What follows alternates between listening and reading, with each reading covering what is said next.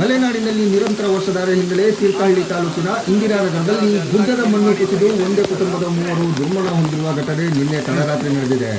ಕೊಪ್ಪಳ ಜಿಲ್ಲೆಯ ಗಂಗಾವತಿ ತಾಲೂಕಿನ ಕುಕ್ಕರ ಗ್ರಾಮದ ನಿವಾಸಿಗಳು ಕೂಲಿ ಕೆಲಸಕ್ಕಾಗಿ ತೀರ್ಥಹಳ್ಳಿಗೆ ಬಂದಿದ್ದರು.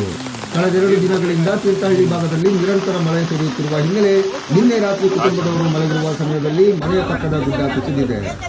ಕೂಡಲೇ ಸ್ಥಳಕ್ಕೆ ಸ್ಥಳೀಯರು ಹಾಗೂ ಅಗ್ನಿಶಾಮಕ ದಳದ ಸಿಬ್ಬಂದಿಗಳು ಬಂದು ಕುಟುಂಬದ ಹನುಮಂತು ಎಂಬುವರನ್ನು ರಕ್ಷಿಸಿದ್ದಾರೆ.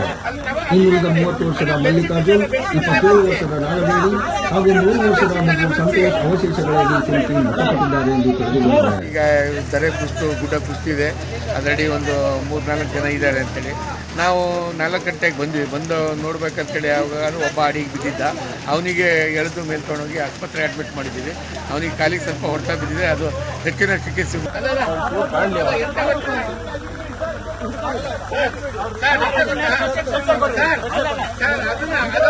ಡಬಲ್ ಮಾಡಿ ಫೋನ್ ಮಾಡಿ ಅವನಿಗೆ ಅದ್ರಾಗೆ ಬಂದ್ಬಿಡಿ.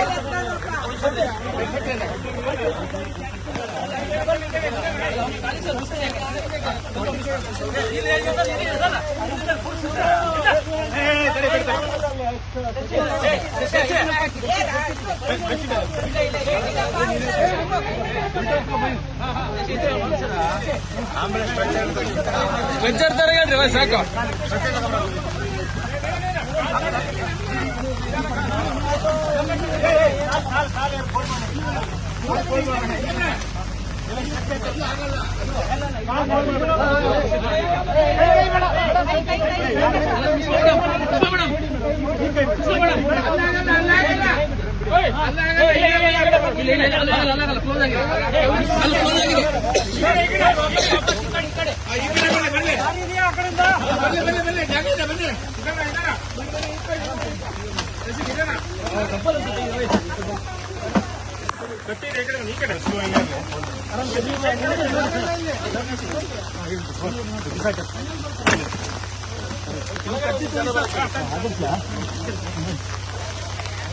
ನೋಡ್ಕೊಂಡು ನೋಡ್ರಿ ನಿಧಾನ